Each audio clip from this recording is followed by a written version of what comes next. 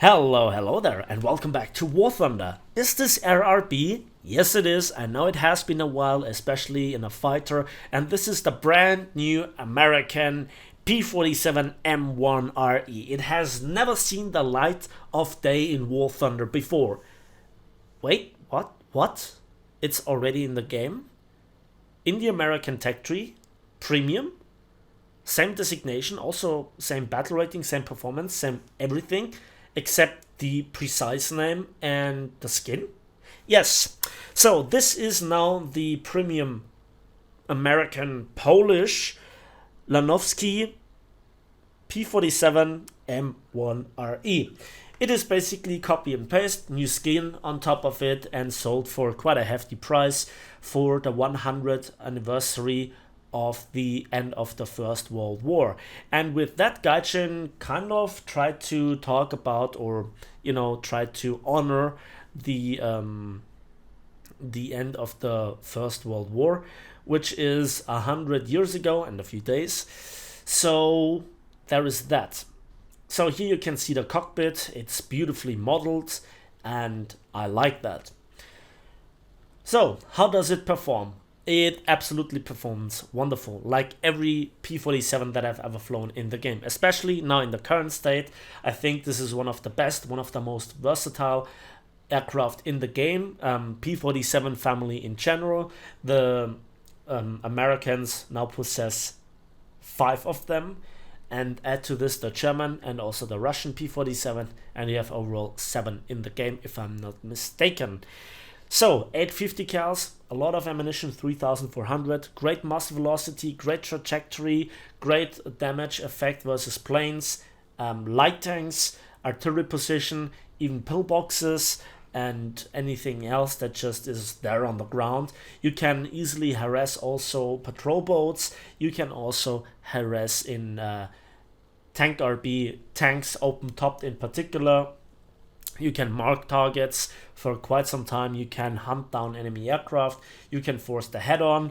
You also then have bombs and rockets, or bombs and rockets in the same loadout. You have great energy retention. You have good climb rate. You're a sturdy aircraft. You're reliable. You have nice handling. I love this aircraft. 5.7 battle rating means that, it can meet the first jets, Me-262s, and it can handle them if you play it right. And the same goes then obviously for the 4.7 aircraft. It's just one of those aircraft that handles really, really nicely. Now, what do I think about this being copy and paste basically? Well, if you already have the Bostwick's P-47M-1-RE, and you missed out on this one because it was available for only like 4 days, well, you still can buy the Bostwick ones, or if you have it, you have the very same plane. And I think on War Thunder Live somebody might make a custom skin that might look exactly like this. I don't know the rules of this, but it's a possibility, and you save yourself. And if then you, how to say it? But if you got this but don't own the Bostwicks, well, they are exactly the same. So I hope I answered those 2 obvious questions. I think it is overall a very good plane with very good handling. I know my P-47s, yes, you are not a dedicated turn fighter, but you always can try to go into head-on. Let's have a look at this one. The Focke-Wulf tries to do some evasive actions. Very predictable, but he's on fire, and immediately I go into the direction of the other ones. German aircraft, they just simply burn down. Or do they? Well, we'll see. At least he is heavily damaged and out of the fight. This one avoids the head-on, tries to evade, but again, not to its best abilities. The first one burns down around about now, and the second one as well here, so that's a double strike. Then there's also this BF-109. He sees me coming as well. Evasive actions, not successful. And these are 3 clean kills. And this is the next topic that I want to talk about. What happened to German teams lately? So previously I was always saying, well, German planes are not so nice to play for it themselves, but the meta favored them, or in particular, to be a bit more precise, the German teams. What has happened recently was actually that kind of the meta has mirrored. So the allied teams use less and less bombers and attackers, and those who actually fly them a bit better.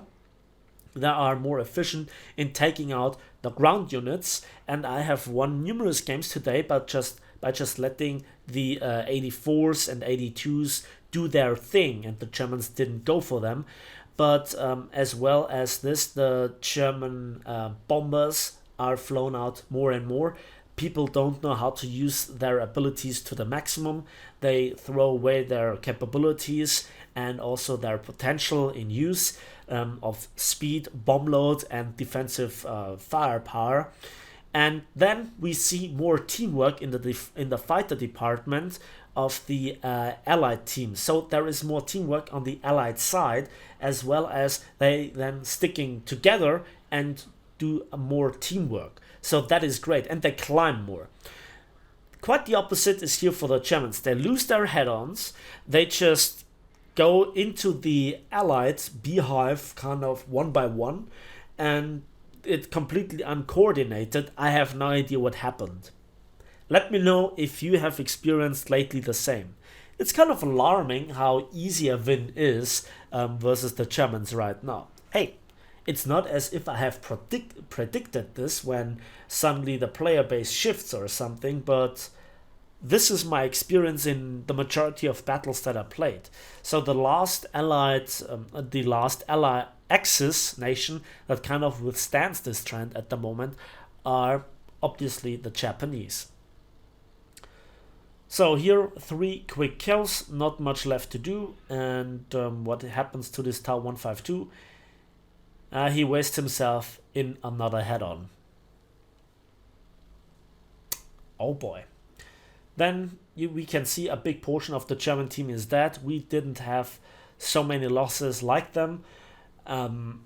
So it actually looks really good right now. But what I wanted to say is also I still love RRB. I think it's still a great time if you want to have a different experience to tank RB or want to take a break from the steady grind in ships. You just can hop into an aircraft and have a good blast. I love the graphics. I still love the clouds, the sun, and the 3D models of the aircraft. It's just a pleasure to watch on a 4K monitor with a with a good graphics card on good resolution. It just looks beautiful. Very often I ask myself how you guys see it on your screens. Do you watch it on a mobile phone? Do you watch it on a good screen, big screen, or do you just have a potato screen? So here we can see that this is another problem. The one Ju-288 crashed and the other BF-109K just bailed out just before I could kill him. So I wrote it in chat, really? This is now the state of German teams? Look at the discrepancy. We have so many planes left, they have so little planes left, and I'm just climbing towards their side of the battlefield, and I try to just have a look where there might be still some aircraft crouching around. So then there is the German bomber, the German Ju-288, and it is pretty quick. So I want to actually cut off its way and just want to put myself between him and the airfield. And this is where we use the good speed of the P-47. Now, remember that the defensive capabilities of a Ju-288 are actually pretty nasty with a rear-mounted 20mm, good firing arcs, and, German mine shells. They still hurt a lot. But we have a good closing speed, so I'm pretty confident that I just can get in some hits. Now, at this point, I'm even ready to sacrifice my plane because I already have 3 kills. This is the end of the match. I don't want him to go back to his airfield and probably hide there. And there we can see, even if we shoot at him, we deal great damage. Come on, critical hit and bad shooting, but we got the kill. And now I have an oil leak and a fuel leak. The fuel leak is not that great, but the oil leak is critical. So obviously I need to fly across the entire big bulge map completely back to the airfield. and that will take a while. So my plan is to actually climb while the engine is still running, and then having enough height and enough speed to glide back. Maybe even to shut off the engine entirely to keep it alive if I need some minor adjustments to the landing procedure. I don't want to lose the plane unnecessarily. So I survived the engagement. That means I want to survive from now on. So again, this is a copy-paste plane to the Bostwick's P-47M-1-RE. If you have missed this because it was available just for a few days, performance-wise, you have not missed out on something. I think it's more a, collector's additive. And now the American premium line, at least mine, there are now 11 planes, of which 10 have the premium status, so that is quite a lot. And they are now dictating how big the tech tree is in terms of rank 4 of the American planes. In terms of civil line income and also research point income, it's exactly the same as the Bostwick's. It's still the best. 2.4 times 2.0 modifier for the civil lines and 1.78 for research. I think there are not that many planes that are better, if at all. So this is a very good aspect of it. And as you can see, I still have a lot of engine power and I want to make it back to the airfield. One question that I actually have is why it was now an American P-47M that got available for purchase in honor of the Polish fighters of the Second World War, the fighter pilots, and not a British premium Hurricane, Spitfire, Tempest, or what else aircraft got used by those so-called aces in exile, as sung for by Syphon. Yeah. But that's an honest question. That's actually the first time that I heard of this pilot, Lanovski. Let me know if he is actually well known amongst Polish people. And I think, this is now over 100 years ago since the First World War has ended. 100 years and a few days. So that is actually now a reason to offer this plane. I don't know if this plane is more expensive than the Bostwick's. Let me know in the comment section, because I'm a bit too lazy to research, but it was not that cheap. Roughly 6,000, 7,000 golden eagles for a premium plane. That is not that cheap, but it's not too expensive either. Yeah, and here we go back to the airfield. Let's cut this out. And then we are landing. We use the machine guns to brake, and the landing flaps are also pretty efficient. We turn around and we come to a beautiful standstill. And the engine has completely died now. Yeah, the enemy has one player left. He's the pilot in the Bf-109, if I'm not mistaken. And yeah, so at this point we have the points advantage. And I think to myself, well, I could just simply go and harass the pillboxes, could eventually load also bombs and rockets to destroy the tank columns. There are many options to do so, and this is now how I actually want to win the game with 4 kills. I'd love to get my ace, to be honest. 5 kills in a day would always be nice, but it's rarely something that happens these days. I got more aces like 2 years ago, to be honest. Maybe I'm out of exercise, maybe the meta has changed, but there is actually the end of the game and I got the Terror of the Sky award. Well, at least that one.